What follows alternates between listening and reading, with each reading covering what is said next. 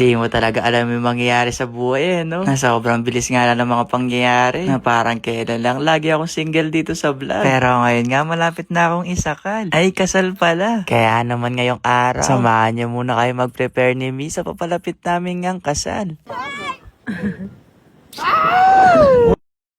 Ngayong araw na ngayong prenup shoot namin ni Mi. Na alam nyo mga guys, dapat secret lang talaga to. Pero nasa baybayin nyo kay love story namin. Kaya isasama ko na din kayo sa journey namin. Na actually biglaan lang talaga to. Na di nga namin expect na mangyayari to kaagad. Na doon nga kami sa taas ng bundok magpipicture mamaya. Kasi dyan niya ako sinagot noon. Chot! Dahil maganda kasi yung view dito sa lakas sa Mamerta. Na dito nga lang sa Pampanga sa may Magala. Na eto nga si Mi, sinisimulan na rin siyang ayusan. Na umaba nga yung buhok niya dito. Kaya nilapitan ko mga guys. Kasi baka ibang babae napuntahan ko no.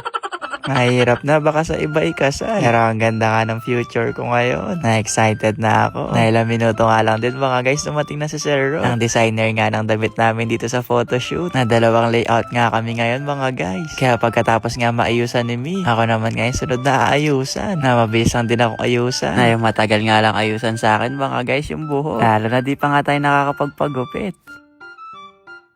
Sabi ko nga sa nag-aayos sa akin, gusto ko ngayon may bangs dito. Siguro nasa 186 ngayon nakahulog na buhok. At nakuha naman mga guys. Kaya pa-fast forward ko na to Eto na pala yung first look ko. Nanako na nga mag-shoot dito si Mi. Ayan, suot nga namin dito. Panglamig, para bang nasa Korea. Lamig na lamig. Kahit sobrang init ngayon sa Pilipinas. Ang lamig nga dito sa Korea. Kailangan nagyakap soon. Marami nga nagulat sa inyo dyan. Yung iba hindi pa naniniwala. May nabasa pa nga ako nag-comment na natulog lang daw siya na magkaibigan kami. Pagising niya, ikakasal na si Mi at D.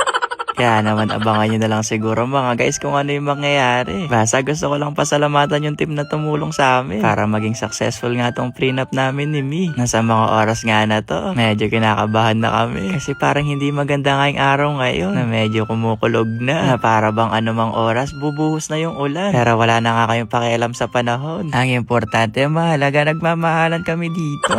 Mukhang tutol yata yung panahon sa pagpapakasal namin mga guys. Kasi bumuwas na kayo napakalakas na ulan. Na ilang araw na nga sobrang init. Bakit kayo pa talaga umulan? Habang iniintay nga tumila yung ulan, kakain muna siguro kami dito ng pinadala sa aming lechon. Nagaling nga to sa Olive Conchinillo lechon. Na ilang oras lang din mga guys, eto tumila din yung ulan. At mabilis lang din ako nakapag-change outfit. At eto na nga si Boss Madam nakapagpalit na rin. Nasabi ko nga sa kanya, practice namin yung paglalakad pag ikakasal na. Pero wait lang, parang iba yata yung tumating wait lang daw, nagulo daw yung buhok ko. Kaya inayos pa ng hairstylist para daw perfect. Gumanda na ulit yung panahon. Kaya naman tinuloy na ulit namin yung mahal-mahalan dito. Di nga makapagseryoso dyan si Mi. Kasi kinikilig nga daw siya dyan ng konti.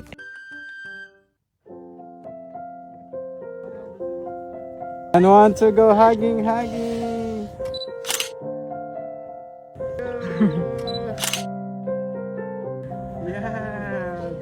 And hawak sa pisngi ni Prince. Nice one. Lumaki na kayong pisngi ko kakatawa dito. Na para bang nasa fairy tale kami dito. Kaya sana nagustuhan niya naman tong prenup shoot namin. Na no more challenge na. Kasi dito rin tayo papunta.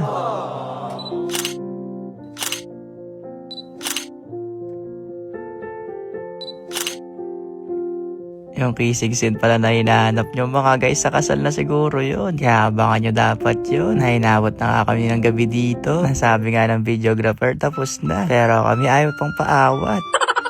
Basta ayun lang. Bye-bye!